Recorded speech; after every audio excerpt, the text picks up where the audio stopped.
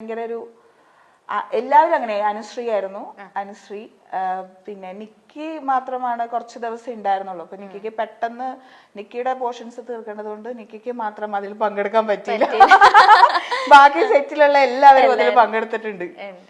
ഷാജിൻ ചേട്ടൻ, ആസിഫ്, ചാക്കോച്ചൻ വളരെ തമാശയൊക്കെ പറഞ്ഞ് അങ്ങനെയൊക്കെ ഭയങ്കര രസമുള്ള ഒരാളാണ്.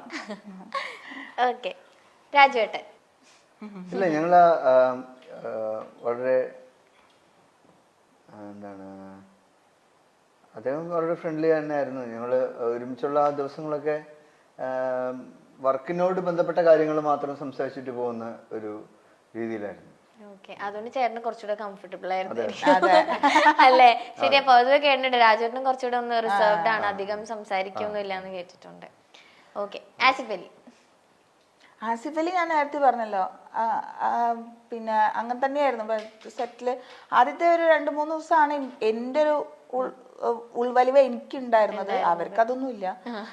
പിന്നെ ആസിഫ് ആ സമയത്താണ് എന്ത് ബൈക്കാണെന്ന് എനിക്കറിയില്ല, എന്തോ ഒരു ബൈക്കൊക്കെ കൊണ്ടുവന്ന് രാത്രി ചാക്കോച്ചനും കൂട്ടി കറങ്ങാൻ പോവാ. ആൾക്ക് വണ്ടിയൊക്കെ ഭയങ്കര ഇഷ്ടമാണല്ലോ. പിന്നെ അന്നാണ് ആദ്യമായിട്ട് നേരിട്ട് മിനി കൂപ്പർ കാണുന്നത്. ആസിഫ് കൊണ്ടുവന്നിട്ട് മിനി കൂപ്പർ പുതിയതാതെ കൊണ്ടിട്ട് അതൊക്കെ കൊണ്ടുവന്നു. പിന്നെ ഇഷ്ടമുള്ള ഫുഡുകളൊക്കെ പറയായിരുന്നു. കണ്ണൂര് ആണല്ലോ, അപ്പൊ അവിടെ നല്ല ഭക്ഷണം ഉണ്ട് എന്നൊക്കെ പറഞ്ഞിട്ട് അങ്ങനെയൊക്കെ നന്നായിട്ട് സംസാരിക്കുകയൊക്കെ ചെയ്യണ. ലാലേട്ടൻ എങ്ങനെയാ ചേച്ചി? ലാലേട്ടൻ അത് എപ്പോഴും ഒരു അത്ഭുതം തന്നെയാണ്. കാര്യം ഞാൻ സിനിമ അല്ല, ഞാൻ ആദ്യം നാടകമാണ് ചെയ്തത്. അപ്പോ നാടകത്തിന്റെ റിഹേഴ്സൽ ഒരു 2 മാസത്തോളം ഉണ്ടായിരുന്നു. അപ്പൊ നമ്മള് എന്താ പറയാ, ഒരു ചമയങ്ങളും ഇല്ലാതെയാണ് ആളെ കാണുന്നത്. അപ്പോ പുള്ളിയുടെ ഒരു ഡെഡിക്കേഷൻ, പുള്ളി എന്ന് പറയുന്ന ആക്ടർ, എല്ലാം നമുക്ക് പഠിക്കാനുള്ളതായിരുന്നു. എൻ്റെ അടുത്ത് കൂടുതലും സംസാരിച്ചിരിക്കുന്നത് കഥകളിയെ കുറിച്ചായിരുന്നു. പുള്ളി വാനപ്രസ്ഥം ചെയ്തത് കൊണ്ട് തന്നെ കഥകളി ആൾക്ക് നല്ല ഇഷ്ടമാണ്.